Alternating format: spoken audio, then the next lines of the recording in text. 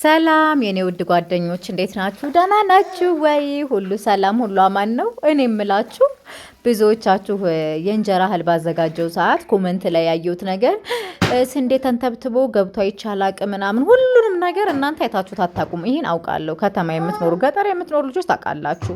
እንደምነግራችሁ እኛ አካባቢ የሚደረገው በዚህ መንገድ ነው። እንግዲህ አሁን ላሳያችሁ የፈለኩት ትናንትና ማታ ስለጋገርኩት ነው እንጂ ቀን ብጋግር ኖሮ ላይ ብለን እናንተ አሳያችሁ ነበረ። ቀን በምጋግር ሰዓት ለእናንተ አሳያችኋለሁ። እንጀራውን እስኪ እንደው ተመልከቱት።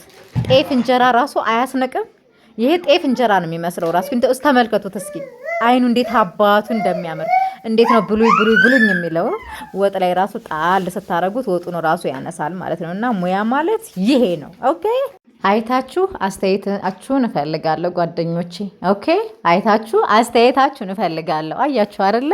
ስንዴው ተንተብትቦ ማሽላ ታጥቦ ተደብልቆ ጤፍ ላይ እንዴት አይነት ወርቅ እንጀራ እንደሆነ እያያችሁ ነው አይደለ? ወርቅ እንጀራ በዛ ላይ ንጻቱ ራሱ ማለት ነው። በጣም ነው የሚያምረው። ኮሜንት አስቀምጡ።